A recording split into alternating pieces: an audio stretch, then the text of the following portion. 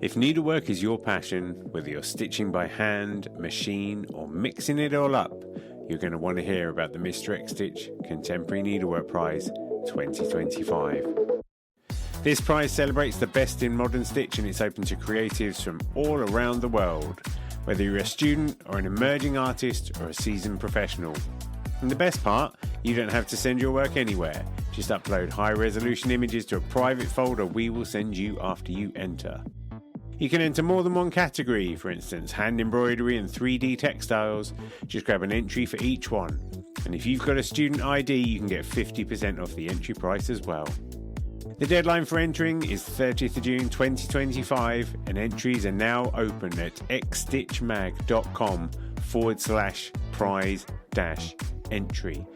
Thanks to our brilliant sponsors, Bookmarked Hub by Search Press and David and Charles, and the legends at Lowry Workstands. If you've got the stitch bug, this is your time. Show us what you've got. Enter the prize now. Visit xstitchmag.com/prize-entry to get your ticket today.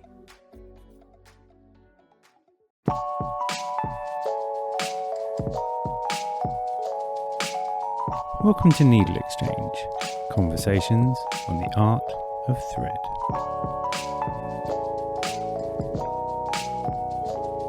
Liv Aanrud is a Los Angeles-based artist whose vibrant, tufted artworks are a new form of folk storytelling. These large-scale pieces simultaneously explore two realms of the female experience, joy and pain, and are packed with instinctual colour choices that make them visually arresting. Among other things, we talk about the perceived novelty of tufted rugs as an art form, and how Liv's rural upbringing influenced her aesthetic and grounded her work. Be sure to visit our YouTube channel where you can see Liv's work in glorious detail. And if you enjoyed our NeedleXChange, please share it with your fellow creatives. Enjoy the show.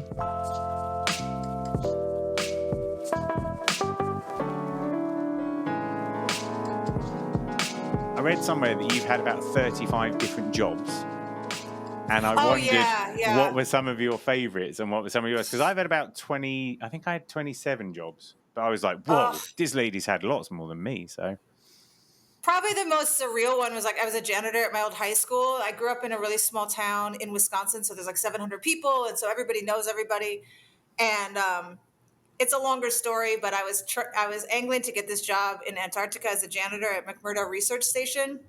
And so you needed a year and a half of institutional janitorial experience. And so I got a job at my old high school, and everyone was all, "Leave.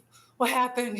There's still hope." And I'm like, "No, it's fine." I didn't want to tell them the longer story because I thought I'd get fired or something. So, so I was there for a year and a half, and then I didn't end up doing the job. I got the job, but then other things came up. So it was kind of a totally failed experiment, or whatever.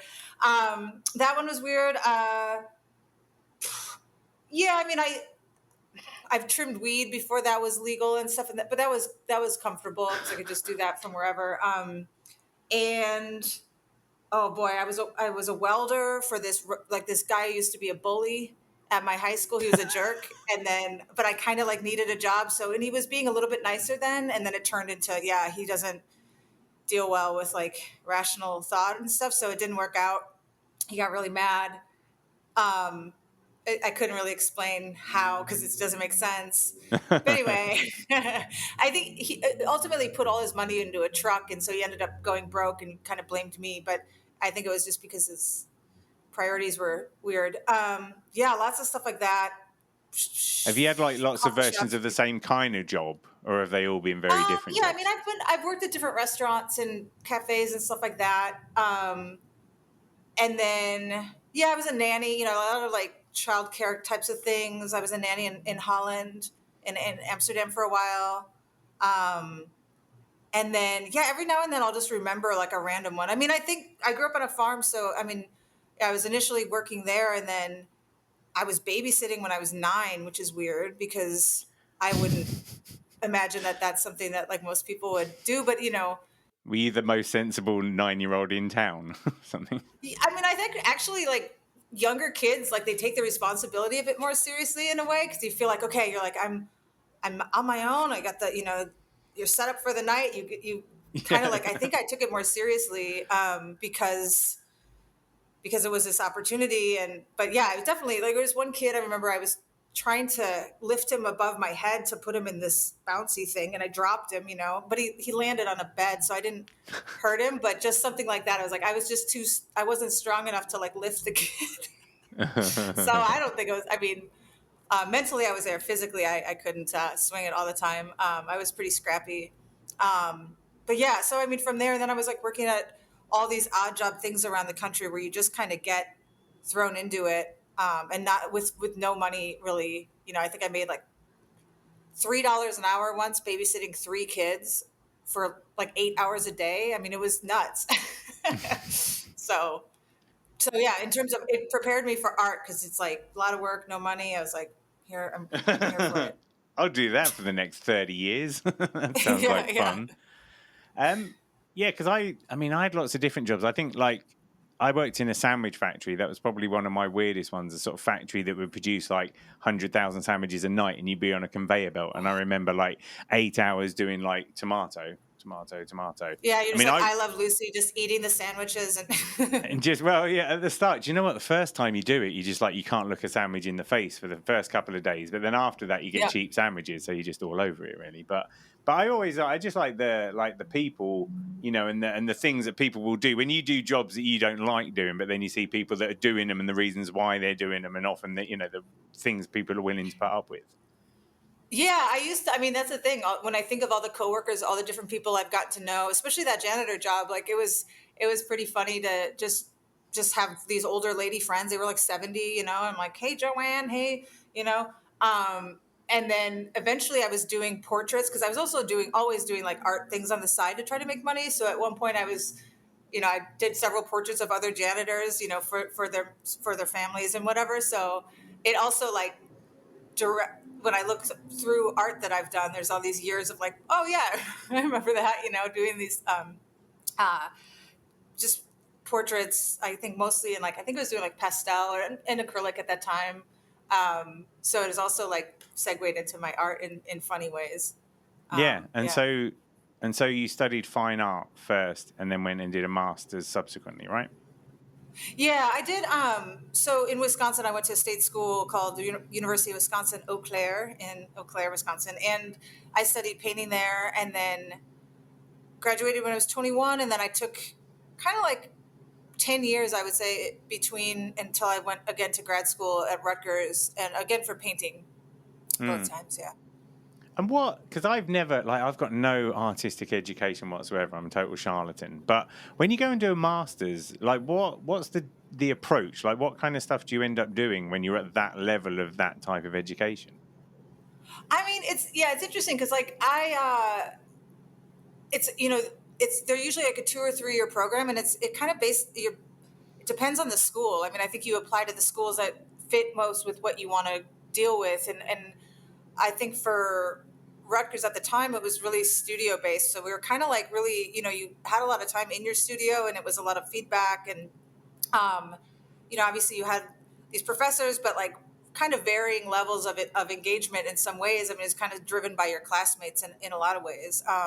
So for me, it was just like the big thing that I noticed was just having that time. I mean, I got a fellowship, and so I taught a couple classes, but I didn't have to work outside of that program. So after having all these years of, zipping around with all these different jobs, just having a studio and having that time to dedicate to it, like I was just able to like work out a lot of ideas really, and then for better or worse, get a lot of feedback. Sometimes it was difficult and good, but at the same time, it was so close to New York that you also just get to, I was at, Rutgers is in New Jersey, and it's just a little short train ride to get to New York. So it was a combination of like working a lot in my studio, seeing a lot of art, having a lot of conversations. And then that kind of set me up to just have a more serious studio practice afterwards. Whereas before I kind of would go through longer periods of not making things or making different kinds of things all over the place just to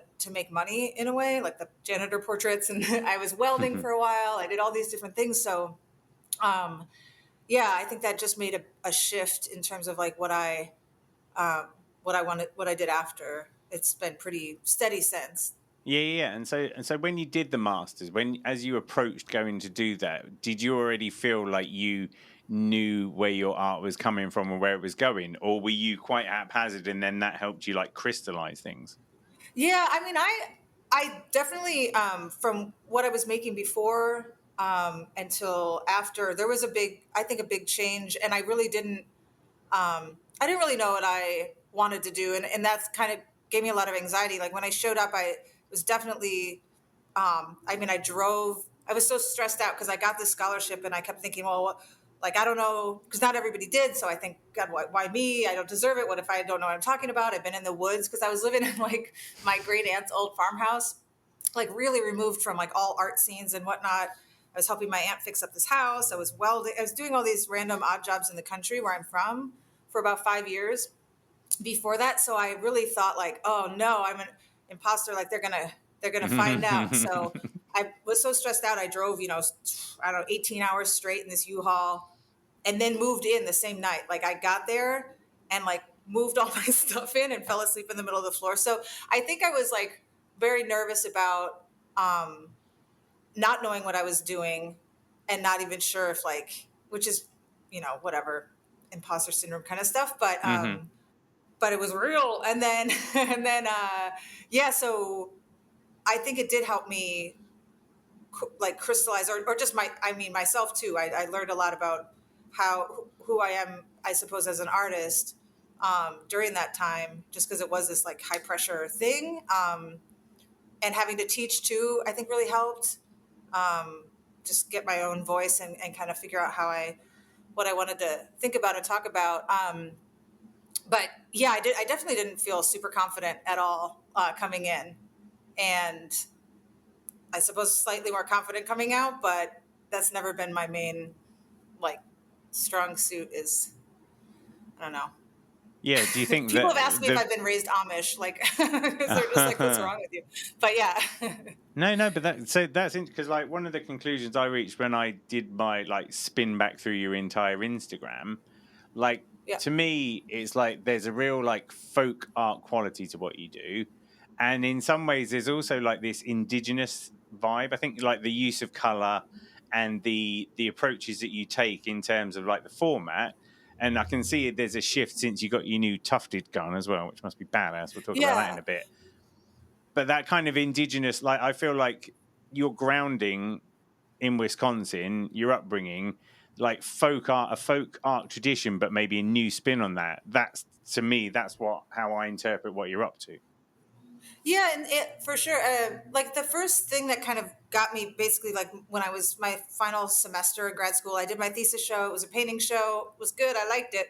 But then I had all this time in the month right before we actually moved on or whatever. So I didn't really have a project. So I had found this rug that my grandmother had made, and that would be like I considered folk art because she wasn't, trained as an artist, and it was, a rag rug where it's scraps of fabric that were probably, I mean, the way they lived, they never threw anything out. Everything had a second life or third or fourth. And so I'm sure that it was dishcloths and dresses and things that she had lived with. And so it had this sentimental meaning because it was, something my grandmother had made. And it was also this abstract painting to me. Like people would say like, "Oh, did you make that?" And I'm like, "No, my grandma made it, I think in the 40s, I'm not sure." And so I started making paintings of this rug. And then that turned into, like, in that last month, I decided, well, maybe I should make a rug of my paintings. I just thought this kind of like, wow, I don't know. And I taught myself how to do it from like just a YouTube video where I was like rag rug, how to, whatever. And then, yeah. And so it went from there. So, I mean, I think that the materials have a tradition, in folk art, obviously more than in contemporary art. And then in terms of like the indigenous or like sort of that angle, like sometimes I think it's just maybe the element of like ornamentation of the body, like the way that I'm incorporating like images, or maybe they're tattoos, or maybe they're, like it's like the way that the body and the foreground, background, everything gets kind of conflated in this weird puzzle. It's but like having those like patterns and having things like going across the body, like that definitely has roots in, whatever, all cultures really. Yeah. Just depends how far back you go. If jewelry, whatever, it's all in there, and tattoos, and so it's not like I'm looking specifically at those things and going, oh, I like this, like derivative from all these things, but because I'm making it up really as I go. I don't really have I don't use a lot of like references or, I might just look up, like today it's so dumb. I just looked up lake because I was trying to figure out the color, like how a lake would look. So sometimes I'm pretty like ham-handed with my sources in a way. But yeah, so maybe maybe I that's think the root of it. that's what I was sort of feeling. It feels more like to me, it feels like you're channeling your work. Like there's a real kind of rawness to it. And it's interesting because that was one of the things I wanted to ask you is like how much planning goes into it, or whether they are very much like sort of outpourings, because it has that kind of rawness to it. It's really exciting. Yeah, I think there is a directness to it, and that's more about like my own brain. I think I've always had a pretty hyperactive, you know, personality, or like my mind. And there's I grew up in the 80s. We didn't even have like a camera at our house, but I've seen a couple of videos at like birthday parties of me when I was a kid, and I was like, oh my god, I was so hyper.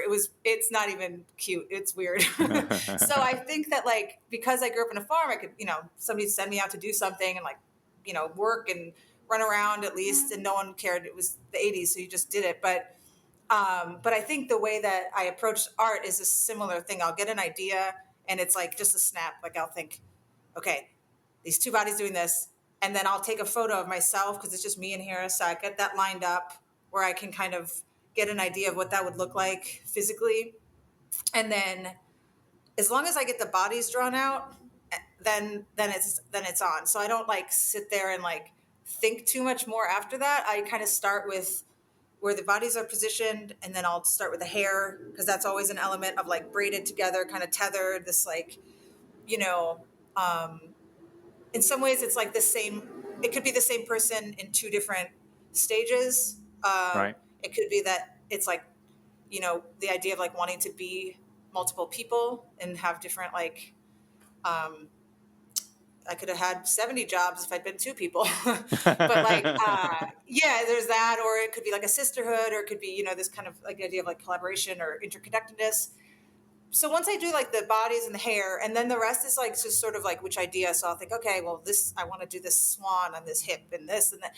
And so it really develops. Like the one you see behind me, like that's basically, I don't know how many, like 20 hours in or something, maybe more. Right. And then, so I'm still like drawing on it actively. Like I don't have everything figured out.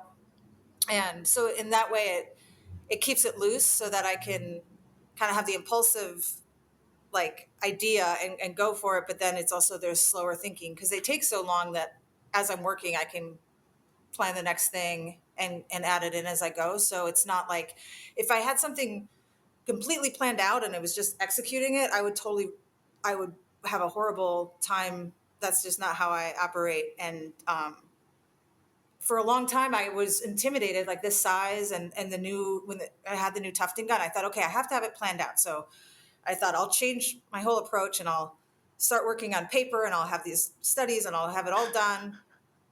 And then it totally didn't, it just never happened. I couldn't do it. I couldn't like decide.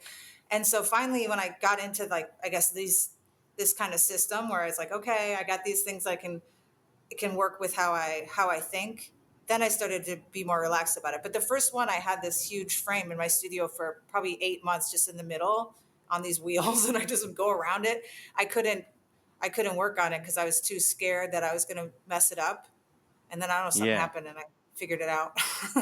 For some reason, when you were saying that, I was thinking of almost like some Daffy Duck cartoon of like he's rolling down a hill, he sees a thing to hold on to, grabs that and just pulls that down the hill with him. It's almost like that's what you've ended up doing with the new technology. Yeah. It's like, a certain element of slapstick in my life is welcome. And I think that's like, in some ways, even when because no one can see me, but I'm laughing at myself sometimes, because my instinct, like to try to figure out even like the way some of the bodies are, especially the ones that are upside down. I'm like thinking like, can I hang off a shelf? And the things that I'm trying to do is like, don't do it. But they're like, yeah, I'm trying to find someone I know who can do a handstand so I can, because I don't think I should try that. But Hoisting yourself from the ceiling for a day or yeah, something. yeah. There's like some element of like, and I want them to be a little bit whimsical or not, definitely, certainly not like they're done in a serious like they're serious because I'm working on them and I care about them, but they're not serious. Like I want you to feel like uh, entertained and like engaged, and I want them to be accessible, and I want them to be like kind of wild and fantastical in this way, where you're Yeah. finding things. And yeah. I think, and that's the thing, isn't it? Is like your use of color and even the texture itself. I mean, so you've been using tufted rugs as a format for quite a long time, and Only probably what year? Where am I? It's probably 3 years, I suppose, because I got the tufting gun during the pandemic, and before that I was doing rag hooking, which is the thing, the okay, grandma method. yeah. Um, and then I would say probably the first piece in like this series where I got really into it was maybe last May or March, like April or something. So it was definitely like I've made a lot, since that turning point. But all the other years, I guess I've been doing this since 2011 is when I got out of Rutgers, so I can pretty much track it to that. So the first 8 some years was the rag hooking. And they were abstract for a long time because I was an abstract painter. So I did abstract ones, and then I started doing figurative stuff. And then and also incorporating painting into that, like adding paint, and then this has been the last, let's say, year or two working like this, like 2 years with a tufting gun.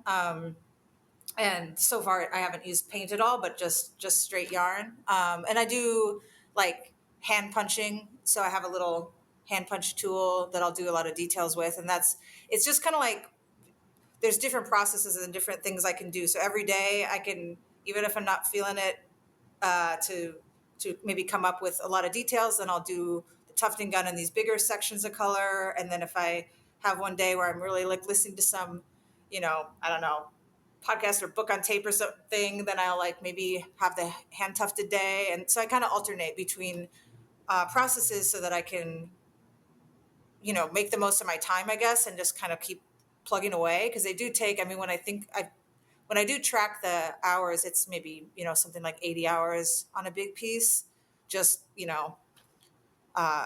going for it. So yeah, it's a long process in a way, or it's a lot of hours to And yet, sit I there. suppose now with the gun, you can get almost like total coverage, can't you? Whereas previously, when you were hand doing it, you were doing a lot of like painting the fabric first and treating it and kind of having that as your substrate. That was the word I thought of the other day. I Yeah, thought a that bit. I sounded mean, good. at first when I was doing the rug cooking, it was completely full, and everything, basically the whole surface was covered. And then I kind of would back off and do, more open spaces. But yeah, with the gun, it's, I remember when I first thought, I didn't even know that tufting guns existed until seriously like 2019 or something. I just didn't, And I then they would see stuff exploded. and be like, how are they doing that by hand? I was like, what I don't know. I kept thinking, if I saw anything that was done that way, I would think, what am I doing wrong that I can't get as much done, because I'm thinking I'm working as fast as I can. And I've been told I'm pretty fast, but yeah, I didn't. And then all of a sudden I was like, oh, okay, that makes sense. So I thought, okay, I'm going to get this tufting gun and it's going to make my life easier. It's going to be so much faster. And in some ways it is. Like if you're doing just solid blocks of color, it's fast. But what I ended up doing is just getting more and more detail packed in. So it didn't really I don't know. It's still like the same. It's still a lot of time. I didn't really save myself time. I just got more dense and more like the space is more and more fractured and crazy. And so even in the last year, when I look at older pieces, I'm like, I would never have this huge thing of color now. And like that would be broken up. I would find a way to like connect things. And yeah, so I think it's going to keep getting more complicated and take longer. Yeah, I because don't when know. you see lots of videos on Instagram, don't you, of people doing whatever tufted rugs, and they Yeah. get like 600 million views or whatever. And to me, it's a bit like reminiscent of doing like big graffiti pieces and using fat caps and just getting big basic shapes up there, whereas yours are a lot more refined. And so, I mean, is the process quite slow? Are you like because you can bang it out, can't you? But then do you take quite a lot of time and be quite measured? Because you were saying like the ideas are unfolding in your head as you go. Yeah, I mean, I can. It kind of just depends on like the piece, but I do think that more and more it's getting harder to just do like the big spaces. Like I think I'm making decisions to kind of break things up more. So it is still like slower. And even if I have the tufting gun, I'm going like in shorter chunks, Mm. and it's a little bit more intricate. So I go little, like I'm not just, you see the videos Yeah. where everyone's just, even those ones with a compressor and it's just jamming along. But I go like kind of little spurts of the dun, dun, dun, dun, dun, and so I'm Mm. really kind of using it, and it's still like because you're holding it, it's like it is physical. I mean, I was going to say, to your triceps must be epic.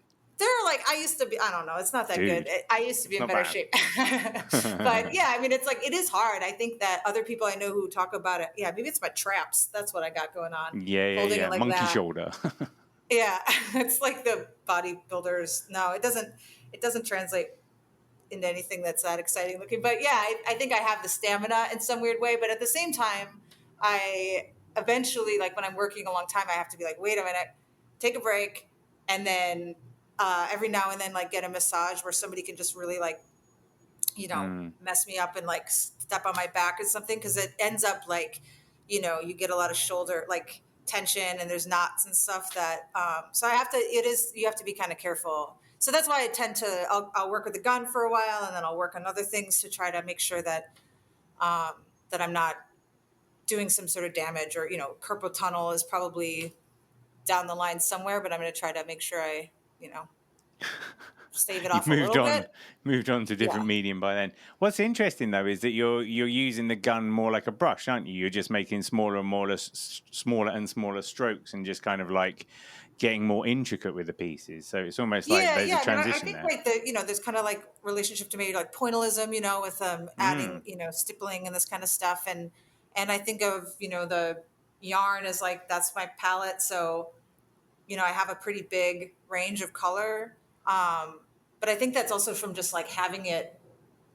If you have a palette to make a painting, you wouldn't put like every single color available or whatever on it. That would I don't think, but because I can just look and have like the whole floor full of different colors of yarn, like it makes it like that, so that I can make these decisions and bring in color maybe a lot more boldly than that's probably where I get my the big color palette that I have, or just the kind of like the use of color that's so important, and kind of really all over the place. It's like every Do color you? is in every piece in a way. Like Yeah, I I was going to think I say, pretty much. do you ever like limit yourself? Do you ever sort of say, I am going to only go like 25 colors, or do you just go every time, all bets are off, I'm just going to feel it Yeah, out? I've done a couple. I've done three now that have been like more like I did one that was red, like a range of red tones, and then the one was a blue, and I have a green one. So sometimes I thought like, well, maybe I'll just like kind of not like just having that framework, and having and it's a lot faster because I only have so many to choose from. I think a lot of my time, if I'm thinking of it, it's like deciding, and I'm just always squinting and looking around and going like, where, like holding yarn up, and it's like some of those decisions actually take some time. So when I've done the more limited ones, with a more limited palette, I'm always like, oh, that actually took less time because I only have like, I don't know, 15 colors to choose from, Yeah. And are but I they a like bit it. I mean, like, I like the effect, and it makes it much harder to see. I think I sent you a couple, or maybe just one, that one that's called Four Birds. It's all red, mm, and pink, and whatever, like those, that one is almost harder to read in a way. I like it. yeah, it's interesting because it's still clearly your style, but because you've like limited yourself, I wonder whether they're quite good almost to break up the other things, like palate cleansing sorbets that you have in restaurants, Yeah. whether they kind of serve that function in a way. Yeah, it can be because I mean, even also I've started to work a little smaller. Like I have a frame that's like 26 by 22, and so just having something that's more manageable and I can like get my head around it, and it doesn't take me 3 weeks. Like these ones, I love these big ones, but they can get a little overwhelming, and it can feel a little bit, especially with this heat. I'm like, how long is it going to take? But so yeah, I like these smaller ones, and just having, they're more like a study, or it makes me focus in. Like the smaller ones are just heads, like it's just a face, because I want to keep the scale the same. I want to keep it like body size. So I don't want to like make a mini world. I just want to like zoom in a bit. But that can be nice because it just allows me to kind of like hone in and really do those details, and get maybe even like more expressions. Like I like the smaller ones, like I really like when I can actually achieve like a look that I would make, which is harder because you're working on the back. So sometimes, I'm working on the whole thing. And then when I finally flip it around, then I'm like, oh yeah, it's hard. You don't actually know what it looks like. And then you have to kind of like pull stuff out and put it back and trim. And so, yeah, it's interesting to see how a face, like what looks back at you afterwards. It's not really what you think, because the back will look one way, the front looks different. Yeah. So there's a kind of alchemy there. I mean, are you always checking, or do you just sometimes go big session and then turn around and hope for the best? I can kind of sneak behind. It's kind of hard, and so that even with the small one, weirdly, I didn't look at it. I remember thinking, like, again, it's like, what is going on in my head? But I didn't look at it, even though it's much easier. It's small. I can turn it around anytime. But I didn't do it until I was almost done. Like, I don't know how many, like the last half an hour. And then I was like, oh, okay. I still have to like tweak it a little bit, but I kind of like the surprise, or I kind of like that alchemy, or that sense of not really entirely being in control, and this kind of like, who's who? Yeah. Like who's in charge? Yeah. No, because that's great, isn't it? Because you otherwise you run the risk of editing yourself, and in some ways that will stop the flow. That will like redirect it, isn't it? Yeah. I mean, I like some of the good stuff that happens from being direct. I mean, there's always a stage where I'm like, I've made a terrible mistake. I don't know what I'm doing. I don't like this thing. Like I'll get upset about it. Every single piece, no matter which one I'm working on, I think like there's a point where I'm like, oh God, like I'm 20, 30 hours into this. I didn't think this through. This is going to be bad or awkward, or like, why did I choose this composition, or anything like that, and then just pushing through and just being like, part of it is, it's like, yeah, you made this bed, like this is it. So it is in some ways like, yeah, pushing through that anxiety or that sense of doubt. And then, yeah, I can always change. I mean, every now and then I'll pull some stuff out, but mostly it stays like once I put it in there, like I probably pulled out maybe like 3 square feet total so far, where I'll just decide like, oh, this isn't working, but not too often. So I really stick with my ideas, good or bad. Yeah, that feels like the right approach, though, doesn't it? Because it's like that conduit thing. It's like it's not necessarily for you to say who's right, because you're just being in the edge of the creative space, and you're just doing it, and whoever's thing that you're doing. That's what I mean. That was what I was talking about at the start about like folk art and stuff. It's not to try and pigeonhole it, but it's that thing of like storytelling about cultures that we don't understand, but we are a part of. And it's how you interpret those stories that come through you. I did an interview a while ago with a couple of Maori artists who create crocheted installations and gods, and they've got this entire temple that they've made, and it's made out of like neon crochet, and their storyline is always like, we've got 1,000 years of ancestry behind us, and they're very connected to that sort of storyline. And that's what I felt when I was looking at your work in the first place, is your upbringing, you've been grounded in nature anyway. And so it's like there's that, like, primitive isn't the right word, but do you know what I mean? There's like a primal connection there. Yeah, definitely. I mean, I think that's where, when I was, I guess, in grad school, trying to figure out like what I want, or who am I as an artist? Like, I'm out of the woods, so here I am, in the city, whatever. And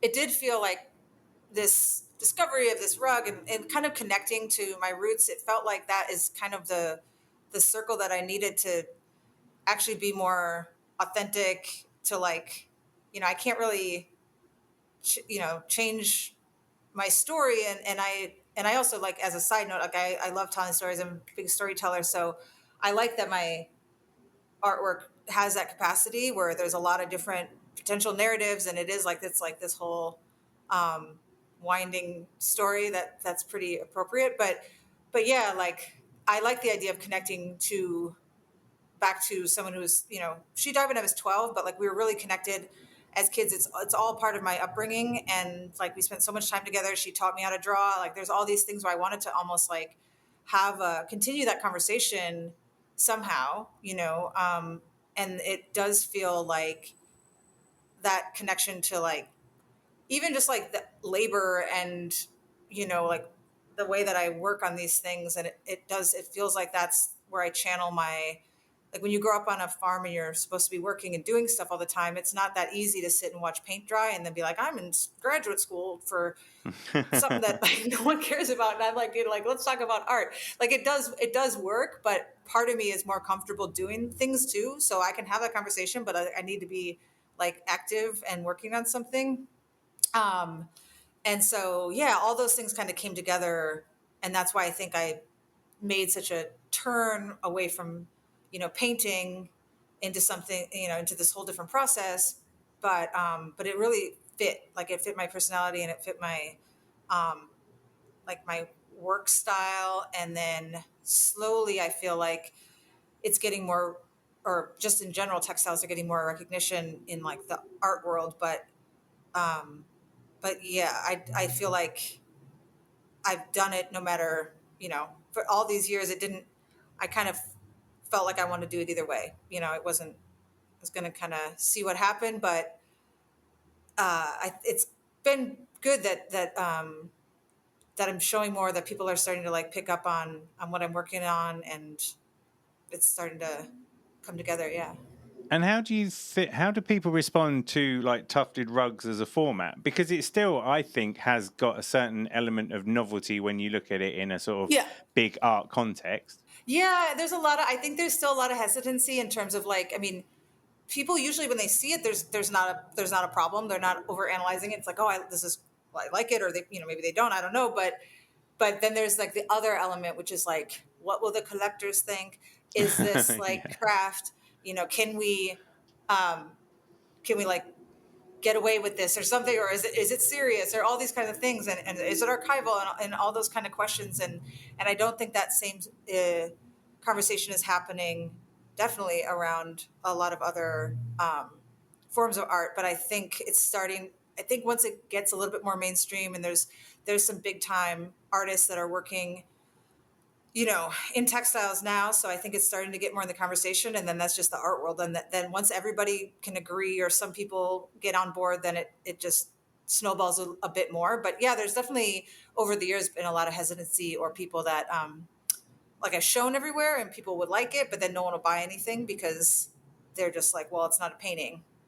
And I'm like, yeah, I know, but maybe it is, or so it's not been the easiest. I mean, I've always had another job, and so that's how I've been able to manage. And it's just like being a bartender, and yeah, basically since I've been in Los Angeles, I've been a bartender and like worked at a restaurant and stuff like that.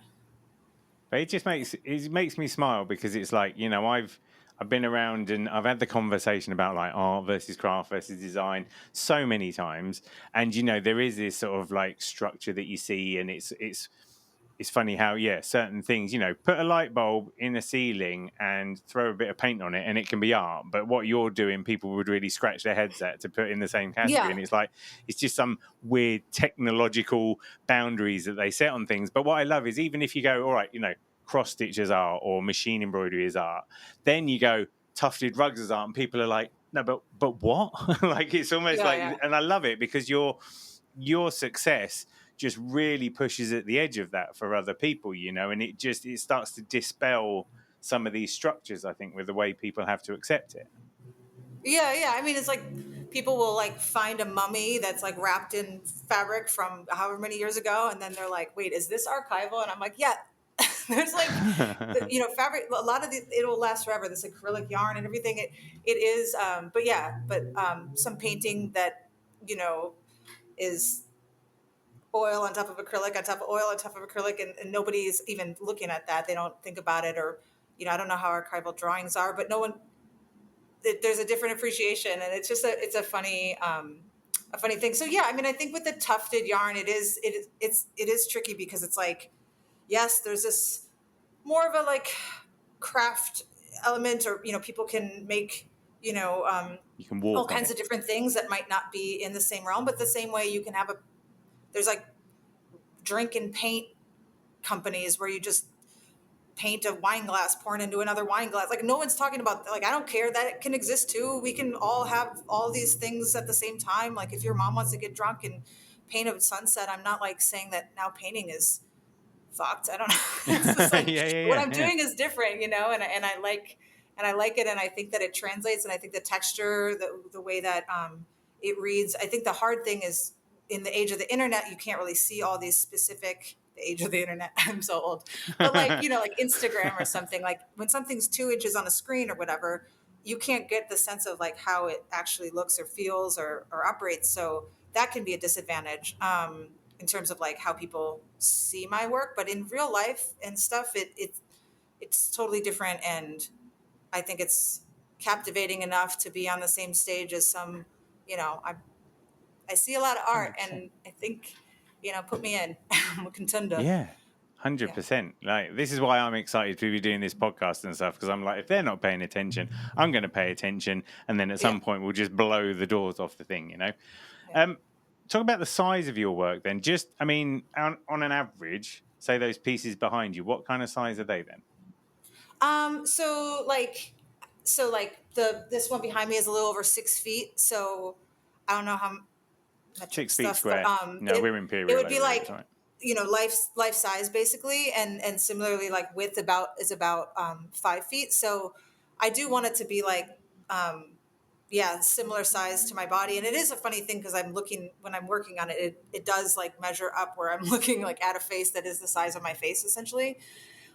So that's like the bigger ones. I have a narrower one but it's still about the same height. So I'm trying to do, the height thing is important, and then it's whether or not how much I can fit around the figure. And then I have a small one that like, just like, it's basically like which part of the body that I'm going to kind of focus on. But And are they heavy? Well, yeah, I mean, the frames, it's like these frames are 2x4s, and then, Right. there's this carpet tack thing on the edge. So it's kind of this, it is, again, with the slapstick, whatever, but like trying to, like this one, having to like flip this one behind me, it can operate upside, like either way. So I had to flip it around in order to get it to be a different orientation, so I could work on it also.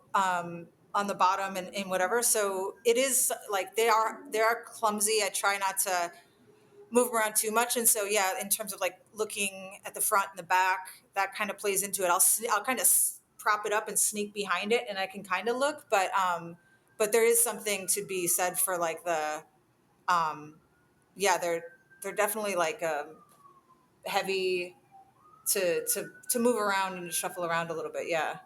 You're never going to go, I think I'll just take that and finish it at home.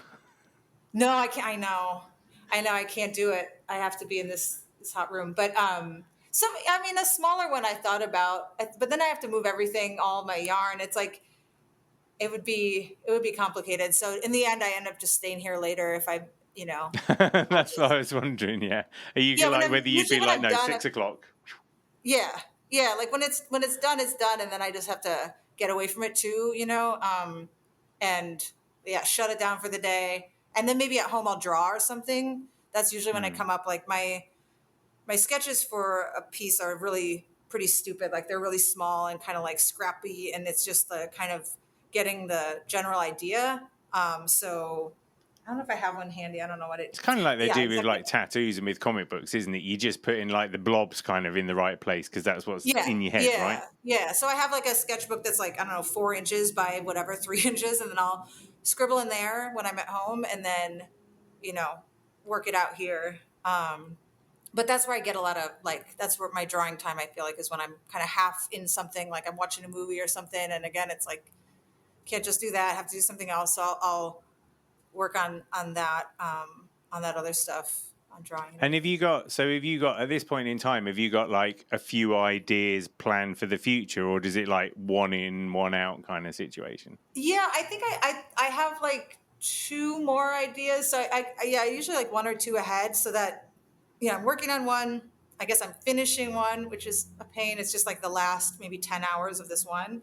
And then I have a couple frames just in the side eye where I'm just kind of looking at them, and I have I have some idea.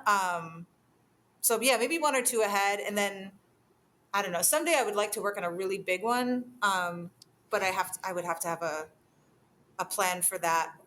Somebody would have to, An because aircraft hanger. I would want to do something that would, maybe 10 feet, but larger, 12, 16. Yeah, And would but you yeah, ever would you ever do components? So say for instance, if you got your 6 feet panels there, would you ever go, I'm going to do something 36 feet square and just have like, multiple panels? Or do you feel like each piece is its own thing and it's done and it can't really bolt onto another piece? Yeah, I mean, that's an idea. I mean, I haven't really thought it through, because maybe it would be better to have like, like 6 sections that I could then, just even for like logistics. Yeah. But I don't know. I mean, that would be hopefully, that could be, I don't know. Now I'm thinking about that. Yeah, we might have just unlocked you now all of a sudden. And next year it'll be like, do you wander remember off. when Liv filled an aircraft hangar with tufted rugs? We were like, yeah, that was a good day. Do you think, so when you look back at the stuff you did by hand, obviously that was a lot slower and you couldn't get the kind of coverage that you have now. Do you ever feel like you want to go back to that, or is that done? Do you feel like it's run its course? Well, yeah, like the rag rug hooking stuff. I think that it still took a long time. It took a long time. It actually seems it took less time, honestly, than some of these big ones. But I was able to. I couldn't get as much detail because the width of the stitch was thicker. So it's like this cut fabric, and so I guess maybe it's like a ½ inch or something thick. So now that I can compress or get more stitches, like let's say per square inch, I can get a lot more information and different details in there. So I feel like that is something that I'm really drawn to now. Like I want to increase that capability, and so maybe going back to a thicker stitch at this point. I don't see it for a little bit, but I don't know. I mean, like I like that older work, and I like that the ability to like paint and hook fabric. So I feel like it might just like come up later in a different. Yeah, it'd be I'm thinking interesting, like won't maybe it? installation or something. Yeah, it'd be interesting when you like iterate back and how what you've done now is then influenced by that, whether there's a mashup or, like you say, because you've become more nuanced and you're using your tools in more refined ways, maybe going back to that just isn't going to work, because it's almost like going from painting to like starting using a roller all of a sudden again, and it's a completely different story. Yeah, it's hard to know. I mean, it's. I still feel like, even though I guess I've been doing this. I was thinking the other day, I've been, when I consider myself a painter and I was painting, whatever. I've been doing this longer. I think that was maybe 10 years. Let's say from like 20 to like 32, I was a painter, and then from like now I'm 44. So I don't know, like I think I've been doing this a bit longer. So in that time, like how much ground I've covered or how many different ideas I've flushed out and worked out. So, I mean, who knows in another 10 what will happen. I mean, I think the good thing that I've noticed is just like how generative I'm, still using basically like 2 processes or 2 different kinds of materials, and like the different variations on that haven't really stopped. Like I've never felt like I'm stuck, or that I don't have any options or something, or like, because people have asked me like, will you ever paint again? And I'm like, well, I don't know. Like, I mean, obviously I could with a rag hooking. I was doing some element of painting, but I haven't actually made like a physical stretcher bar, like made a painting in a long time. But then you're Yeah. applying color to a surface, so it's like you are painting, you're just not painting the paint. Yes. Yeah. But like going back to like, those traditional methods, like, I don't know. I mean, maybe, but I don't really, right now I'm like, I don't have time. I got to do this and stuff. And so we'll see. Yeah, and it's a big bit of flow there. Have you got any like pro rug tufting? Hang on, what is it? Tufting gun? What would the term be? Pro rug tufting. I'm trying to think now because it's rag rugging, and then is it rug tufting or tufted rug making? Let's see. Yeah, like a tufted rug maker. I usually just say like textiles, or like sometimes I've said like fabric paintings if I'm trying to illustrate the relationship. But yeah, I don't know. I might be a pro tufter. Have you got any tufting tips for beginners? That was where I was going with that line of inquiry. Oh, don't get your finger in the grinding wheel of it. That is a terrible idea. When I first got the gun, and I didn't know what I watched a couple of videos, but I didn't really watch them totally through because, it's kind of, I got it. And there's no housing on the gun. So it's kind of, I mean, I think they do make ones now that are enclosed, and that's nice and probably smart. But yeah, when I first started, I don't know what I did, but I accidentally hit the switch and pulled the trigger, and so my thumb got jammed in there, and it just, I mean, it grew back weirdly. I don't know. They're just like a chunk was just gone. And I was crying, and I was like, I hate this thing. That was early on. I was like, I'm not working with this. Cause I mean, when you're doing the rug hooking by hand, it's so analog. Like you don't, I can think about anything. I can lose track of time. I'm not really having to like, there's no danger involved. And then with this thing, I'm like, oh, this is actually like, this thing is on, and it is, a slightly dangerous, but you just, I mean, one of my friends, when I told her about that, she's like, you just do that once. It only happens one time. I was like, yeah. So, I mean, yeah, I mean, I think it's, I don't know. I think, and then keep your gun oiled. You don't want to, I think that the thing that's tricky is relying on a machine. I found that like every now and then I've had one break, and then trying to get them fixed, or trying to, watch these boring videos on how to fix them. It drives me crazy. So like, it is hard to, when you have deadlines and when like you're really in the flow of something and then something happens. Like before, I never had that problem. I could just work. I mean, the lights could go out, I'm fine. But here, like there's certain things you need, and you need the thing to work. So I guess I'm more careful with it than I initially was. Like sometimes I would leave it, hanging on the edge of a chair and walk away. And now I'm like, hello, my child. Like, how are you? Precious. Like, I'm just trying to be a little bit more careful, because when it doesn't work, or I broke, one of them, it went face down and busted this piece off. And I was like, it was such a high cost for my, How many guns have you got? I mean, I think I have, well, I have 3, but like 2 don't work. And then, 1 is in the mail. I don't know how to, there's certain things that I have to like, it's hard because with I guess the supply chain of like where they actually come from, you can't really get replacement parts as much as you'd think. And it's a whole thing. So I feel like eventually I might have like a Frankenstein gun that's like one that is just for parts. And then. And have you taken them apart? Like, do you understand their like inner workings and stuff? I try not to. I have a friend who's better at that, because it can be a slippery slope. When I've watched videos, sometimes they'll have like, they'll print out a sheet, and then so it has these little outlines where you put all the things, and it's kind of complicated, and I don't trust my, like myself to necessarily put it back together correctly. So I can make a couple of modifications, but to totally redo them, I'm hesitant. So yeah, so right now,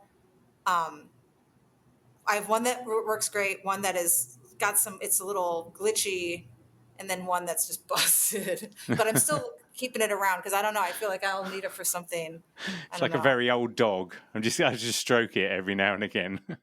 Yeah, and it's my first one. So, but I mean, yeah, in the course of a few years, I mean, that shows you something. Like it, I guess I use it a lot, so there's some element. But I'm just trying to take care of them and really pay attention. I also just take a photo when I first got it to be like, this is how it's supposed to look, because sometimes it can just be these little small, like this screw is a little bit undone. And I'm like, how would I know that?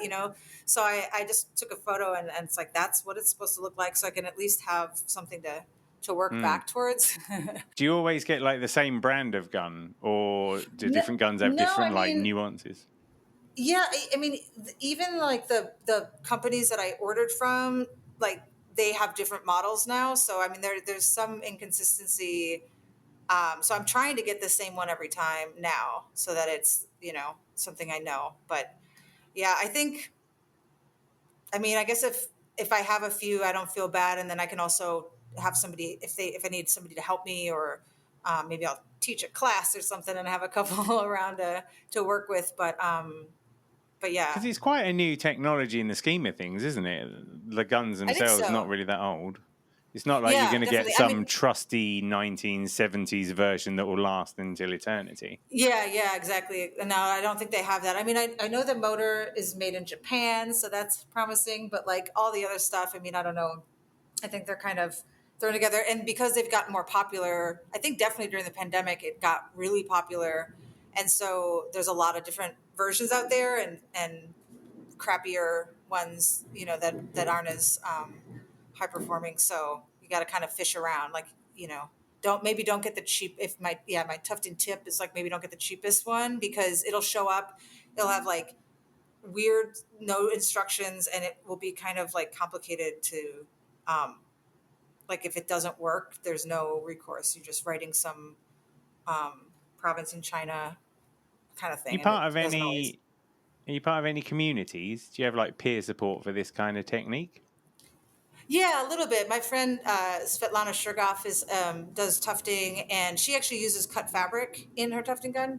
So it's kind of a combination between the rug hooking and tufting in this way visually. But she's pretty handy, and she's helped me out a lot just to like troubleshoot. And then I have another friend who I've met recently, Hannah Knight Layton, who does tufting, and like we talk shop a little bit, but mostly I don't have too many problems. I think I worked through the range, and now I'm kind of like in the clear, I hope. I feel like sometimes though it's always good to have someone who you can talk specifically about like your Yeah. technology, just because they won't glaze over in the same way as your dearly, your loving family. Just oh, she's talking about the guns again or whatever. No, we talk about, like getting together, and like, it's good to just even see how we're set up, and like how we use yarn, and like how we store it, and what do we like, I don't know, like different processes of like keeping it. Because mostly big issue for me, it's just stupid, but it's like I got a lot of cords, and then there's yarn, and so like things get caught, and there's just like these practical things that you can do to kind of like, make your studio life easier. But because I tend to make so many decisions and change my yarn like 100 times a day, some of that stuff is just going to be something I struggle with, because I'm like, change.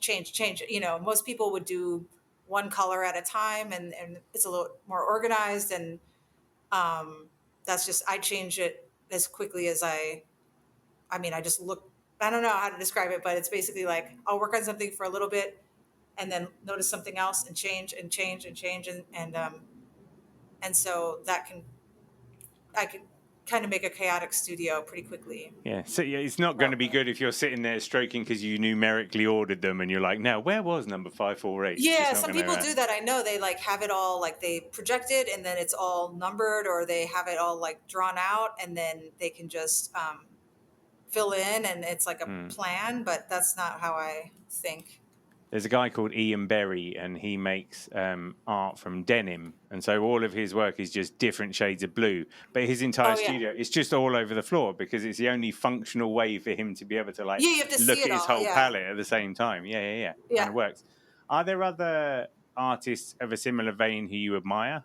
You've mentioned a couple of people. Yeah, I like Melissa Monroe. She's in Portland, I think.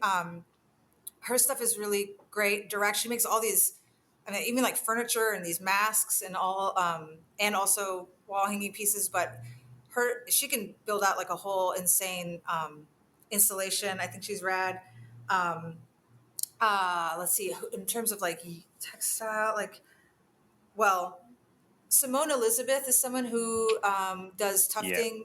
I mean, Black she's Nouveau. pretty. Awesome. I feel like she's pretty well known in very detailed. And then Hannah Knight Layton and Svetlana Shurgov. And then in terms of just like textile people, Erin Leanne Mitchell is somebody that I just found, and then Christina Foyer does like loom weavings, and I really like her. I think originally she's Swiss, but lives in Los Angeles.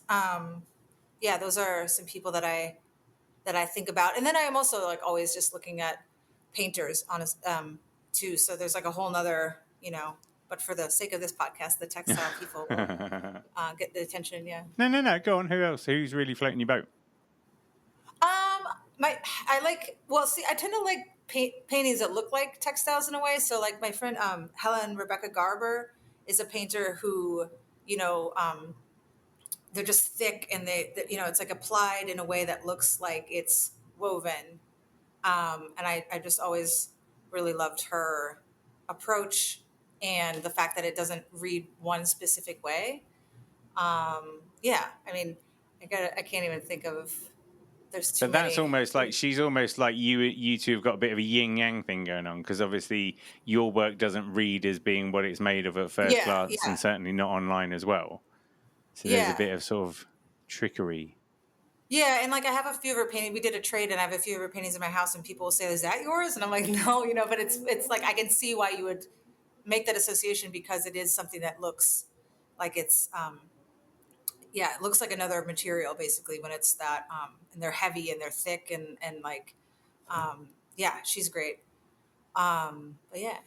It's like they're like fables. That's what I was thinking, because the way you tell the stories, there's so much that's open to people's interpretation. So they are a bit like fables, right? And then the technology you're using throws people off the scent as well. So it's almost like there's another layer there. It's almost like the technology is a bit of a fable as well. So it's almost like they kind of like work on top of one. Well, I like the fact that honestly, when I look at something that I've made when I've finished or whatever, and it's like you can't really quite see the whole thing. Like there's something about them that like there's these little snaps. It's like, your attention kind of goes from either small to big and in and out, or foreground to background, or figure to, there's all these different ways that it kind of like operates on your eyes and your brain, so that you're kind of still trying to figure it out every time you look at it or something. So I like that it's like, what am I looking at and you can't quite get a hold of it.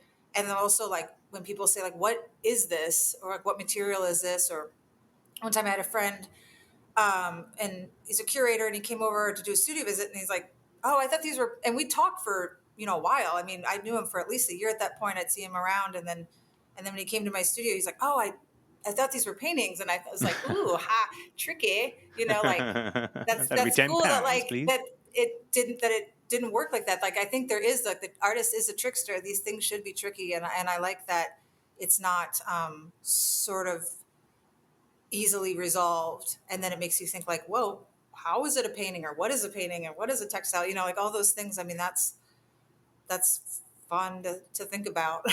Yeah, definitely keeps you guessing. It's good.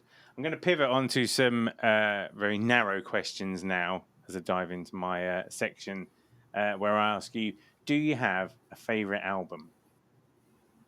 Let me think.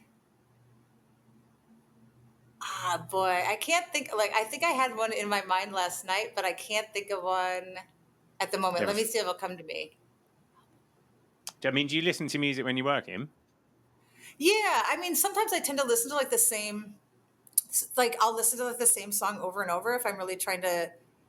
Because sometimes even if I listen to, scramble my playlists and stuff, and then something will be I don't like that one, and it'll be almost a distraction. So if I listen to like one song over and over, like that can kind of like Brian Eno or something. I'll just listen to like one, like I like the song "I'm Set Free," Fickle Sun. Like I'll just listen to that one like maybe 10 times or something, and I'm like, okay. And then I'll maybe listen to like Lamb Chop or something, or like old music that I don't have to think about, like Bjork, or like stuff from when I was younger and it's really familiar.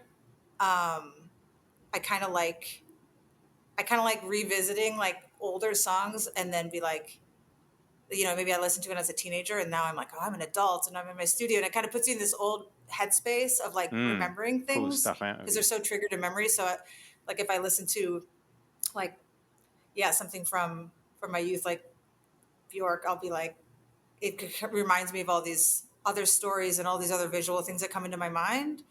And then that kind of puts me in a headspace where I'm not, I don't know. It's like, not thinking and like You seeing sort of, and it not seeing slightly or something. disassociates you, doesn't it? It stops you being you right now. It puts you to being you somewhere else, which is probably a useful tool for the whole flow of Yeah. it all. Yeah. I once had to Yeah. It's do, like it's a way of like distracting yourself. Yeah. I once entered a competition and I had to do this thing for a deadline, and it meant I had to spend the whole weekend doing this cross stitch. So, like for 2 days solid, I was doing it, and there was this BBC radio show where a guy who was a world champion snooker player had in the 1980s become well known for prog rock and alternative music, and he played this Oh, like 3 hour music of like left field prog rock stuff, and I listened to that for the entire weekend because it was yeah. just what I needed, when you just need to be in a bit of a weird headspace to like push on through something. Do you have a favorite book? Let me think. I like, so one book I remember, like Confederacy of Dunces was a book that I like really. Do you know that book, John Kennedy O'Toole? Mm-hmm. I always loved that book, and then I also, and that's an author that has there's this kind of whole mythology and story around him because he died before the book was published, and there's this whole kind of like um, story about his mom getting the book published. And then I found out later that my uncle was a good friend of this author randomly. Like this guy didn't really know that many people. So that book is funny and wild and bizarre. And then I also like, things that are like have some relationship to history. So like the library book by Susan Orlean, which is about like the Central Library fire in Los Angeles, but it also Okay. like goes into the history of libraries. So there's this, historical nonfiction thing going on that is interesting because it reads, or like people like Eric Larson who write, like The Devil in the White City, where it's about like the Chicago World's Fair, but it's also about this crazy serial killer, H.H. Holmes. So it's like, this real turning point at the turn of the century where so many things were happening at the same time. And so you get kind of like two stories that it reads. It's a really intriguing book. And a lot of the stuff that he writes is like that, where it breaks down like a few historical events. But they read like almost like a mystery. And So those are kind of like with nice. the library system, because obviously first there were no books, then there was print, and then there were libraries, and suddenly libraries were like, here's all the books, here's all the history. But in some ways, I guess at that point there was a mass editing of like history or something, wasn't there? Because there would have only been certain books at certain things. Well, right. I mean, one of the things she talks about in the book is like how as a move in war, like burning down a country's library, that would erase their history. And so I Mm. think it was like in Senegal, they say when someone dies that their library is burned. That was something that I think she wrote in that book. And so especially now, we're talking about like in America currently, this Hmm. whole movement, and it's so bizarre and strange. It's like this death cult of idiots that are trying to like take out any books that they don't seem to, they don't even understand what's happening. So it's crazy that they even think that they know what these books are about. It's crazy, but then that's where we're at, is like banning books and like what books can be taught and who's in the stories. And it just drives me crazy. So I think it seems prescient in that way, as well as like who controls information and knowledge and who writes the books. Yeah, all of it. Despite the obvious flammability of your work, I'd like to see them try and burn your work, because I don't necessarily think they'd be able to work out whether they should or not. It would take a lot of pondering or It'll something. melt to their face.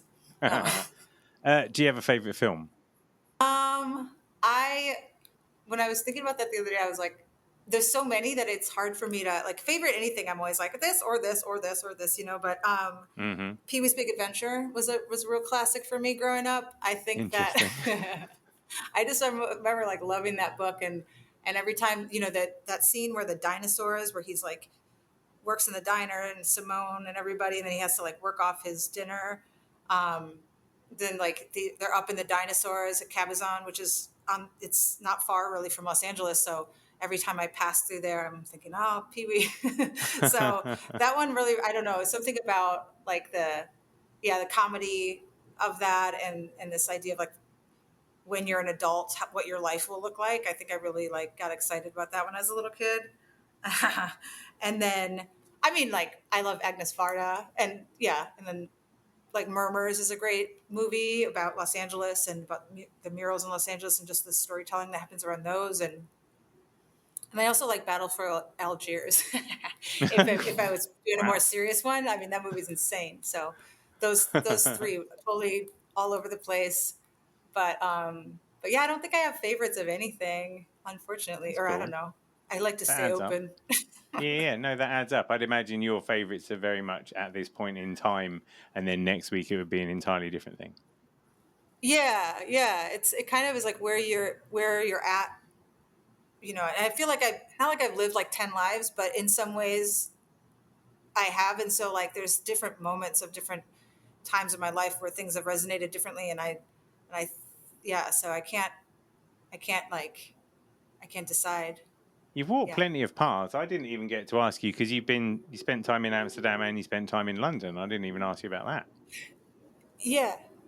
Yeah. I did a semester abroad in London when I was in school, when I was about 19. And then after college, I moved to Chicago, and then I moved to Amsterdam, and then I moved back to Wisconsin, and then I moved to New Jersey, and then, so, and now I've been in LA the longest. So that's interesting because I feel like I do actually live here now, or that this is like where I've put my brakes on a little bit to stay.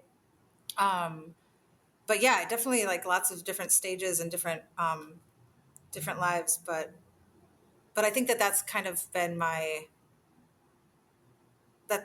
it's not been a bad thing. It's not like I'm running from the law, but I just like kind of changed my mind. But just kind of like working, and I think maybe the idea of like what it is to be an artist and not be dialed. I didn't have like a career path where it's like, okay, here are the steps, and then you sit with that job for 30 years. I think from an early age, I just didn't have like, maybe for better or worse, I didn't really have an idea of what that would look like. So I kind of just did, Yeah. lived like with a little bit more open idea of what success was, or and usually just for me, success is like being happy and content and busy, and like having good friends and whatever. So that's kind of driven some of the decisions more than like practical things. Like sometimes it's been totally impractical, but I always kind of land. Is there, like, what's the most interesting thing that no one knows about you? I mean, I feel like everyone knows something because I never stop telling stories. So I'm like, remember the time that, I tell it's like I don't really have a whole lot of like secrets or whatever. I was a welder, and I had this business called Made of Steel for a while, I like that. I like MAID. that. What's it like to be a welder? And yeah, it was good. I made, it started with the bully job, the redneck thing with that gig, and then I just turned it into my own situation once he kind of flipped out. So then I got my own equipment and kept going, and I just worked in my dad's old barn, and we had these Belgian horses. We had like 8 Belgian horses at the time. They're really big, and they would just be in the barn. And I was so worried that they were looking at the weld. So I was always trying to block them because they kept staring at it. I was like, they're going to go blind, Go blind, yeah. But so I did that for a while. So, but it's practical because, then I could fix some of my dad's farm equipment if I need to like fix a hitch. And I think that is a good tool to have, in my skill set. Yeah. I can't wait to see when that starts to happen, like with the stuff you're doing. At some point, you're going to be like, I'm going to build a gate now. And then I'm going to... like a big old metal frame or something crazy. It could definitely, and I like welding, and it is kind of sewing, there's like something about stitching, when people think that women can't, somehow it's like crazy to some dudes that women could weld. I don't really understand the logic, but I was always, when I would go to these rural places and pick up steel, I would be like, it's like sewing with metal. And then I'd wink and go, yeah, baby. But yeah, it's definitely something that like, wasn't complicated. You don't actually, yeah, I'll get edited out for the thought. But no, it's, yeah, definitely, you don't need an actual dick to weld. Yeah. Use your The hand. science holds up regardless of your chromosomes. I think the plasma still works, doesn't it? That's cool. Where can people find you to enjoy your work? So I have a website. It's getting tuned up, so it's not fully like it's not fully realized right now. But in the next week or two, I think it's going to be good. And then Instagram, and then I'm in a couple different shows and coming up in the United States. So coming up in New York, and I'm in 2 group shows in New York right now, and kind of like a lot of different. I mean, I should have made a list, but I'll add the list to my website because it's probably like 4 or 5 group shows right now that I'm in. I would think that at any point, whether it's in 2023 or long in the future, your work's going to be on display somewhere, because there's a real momentum. I think it's, and that's why it's really exciting. It's really exciting for me to be able to talk to you, because it's like the stuff you're doing is so like, it's like raw, but it isn't. It's like considered, but at the same time, I just really love this like raw storytelling, and then using materials and media that people aren't used to being seen used these ways. So it's really like giving people a lot to think about, and that's even before people stop and look at the work. Conceptually, there's a lot to think about. Visually, there's a lot to take in. And I just hope people take the time to study the work and get into it, because I think there's a lot to be gained from it. It's just going to keep twisting your melon in all the right ways. Yeah, I mean, I'm excited about it. I feel like it's like, I'm getting more and more, like I'm excited about each piece. I feel like to me, it's getting better and better. So I have pretty good optimism for what's coming ahead. And yeah, I mean, it's not maybe fireproof, but it's earthquake safe. There's all kinds of practical things you can think about. Of all the artworks to have fall on you, yours are some of the more comfortable. Yeah, and then you just stay warm. Just go back to sleep. Yeah. Hey, Liv. Thanks for having a needle exchange with me. Oh, thank you for sharing your needles.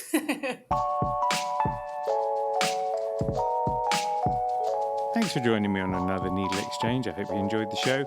I'd love to hear from you, so feel free to email hello@needle.exchange, that's NEEDL.exchange, with any thoughts, comments or feedback. And if you want to keep up with all the news, sign up to the Needle Exchange mailing list at bit.ly/Needle Exchange. See you next time.